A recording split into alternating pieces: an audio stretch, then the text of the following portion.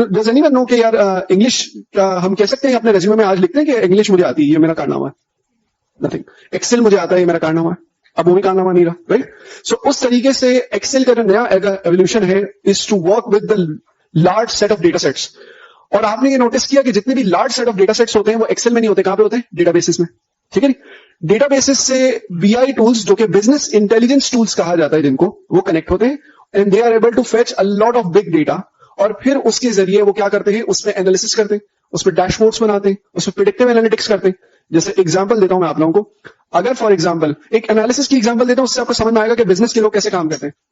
एक store owner, एक store के अंदर कस्टमर्स आ रहे होते हैं. उसने एक चीज ये नोटिस किया कि फॉर एग्जांपल रमजान के अंदर हमारे पास पकौड़ों का जो है वो मसाले का मिक्स है, उसके साथ लोग रूह अफ़ज़ा की बोतलें भी लेके जाते हैं. एक अलग सेक्शन है और एक अलग सेक्शन है. तो लोग एक सेक्शन से निकलते हैं, दूसरे सेक्शन में जाते हैं, वो चीज लेकर जाते हैं.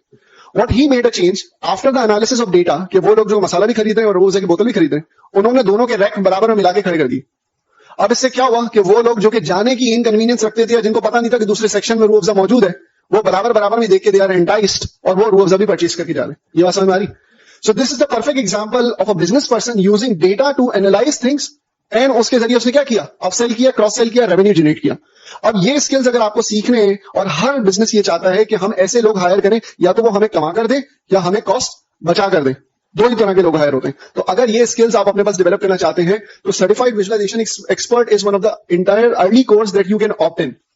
देन फिर आपके पास एडवांस एनालिसिस आता है. मतलब ये कि अगर आप ये देखना चाहते हैं कि ठीक है, मेरे पुराने डेटा की बेसिस पे मुझे ये तो समझ में आ रहा है कि ये क्या चीज है, लेकिन क्या पुराने डेटा की बेसिस पे मैं आगे ये देख सकता हूं कि फ्यूचर में क्या होने वाला है. जैसे for example every time in Ramzan मेरा रूह अफ़ज़ा जो है वो सबसे ज्यादा बिकना स्टार्ट होता है. ठीक है. मैं रूह अफ़ज़ा की यहाँ पे मार्केटिंग नहीं कर रहा, मगर ये कि मैं आपको सिर्फ समझाना ये चाहता हूं कि हर रमजान में मेरे पास रूह अफ़ज़ा ज्यादा बिकता है, या हर सर्दी के अंदर गर्म कपड़े ज्यादा जाते हैं. So there is a cyclical pattern. मतलब ये कि सीजनैलिटी मौजूद है डेटा के अंदर. करेक्ट. सो अगर मैं इन एनालिसिस को टर्न करना चाहता हूं कि अगले विंटर में क्या होगा, तो आई कैन प्रिडिक्ट कि मेरे पास अगले विंटर में भी गर्म कपड़े ज्यादा बिकेंगे, अगले रमजान में भी रूह अफ़ज़ा ज्यादा बिकेगा. इतनी सप्लाई मुझे रखनी है. अगर फॉर एग्जांपल कस्टमर आता है और मेरे पास सप्लाई नहीं मौजूद है, तो मैं क्या कर रहा हूं? Is it a loss of business for me? Yes. तो दिस मीन्स कि if I am able to predict my demand and मैं अपनी सप्लाई को उससे मैच कर दूं, तो I will be able to make optimal profits.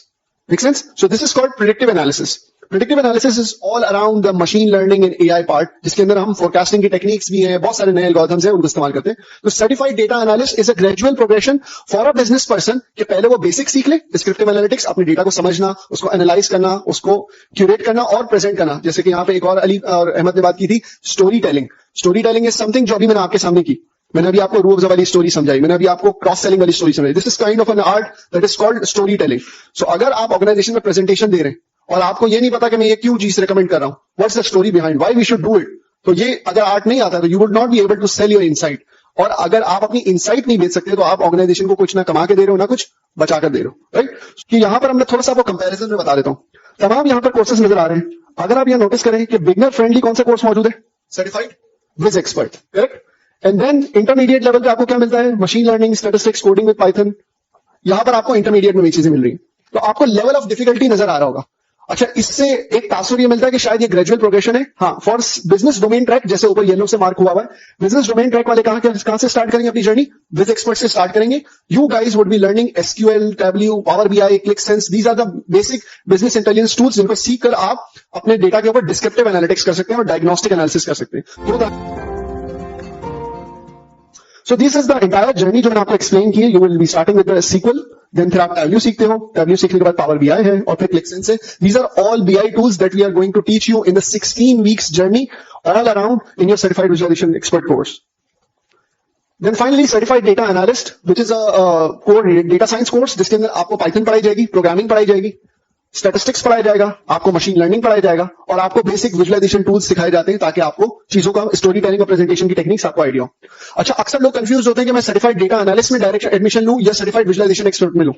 देखिए, अगर आपने अपनी वर्क प्लेस पे ऑलरेडी बिजनेस इंटेलिजेंस टूल्स पे काम किया है और जब काम किया है तो वाकई में हैंड्स ऑन काम करना, उसके ऊपर उसको डे टू डे यूटिलाइजेशन में लाना, चाहे आप पावर बीआई में काम करते हैं, दैट्स फाइन. देन आप सर्टिफाइड विजुअलाइजेशन एक्सपर्ट भले कोर्स ना लें, आप सर्टिफाइड डेटा एनालिस्ट में डायरेक्ट आ रहे हैं.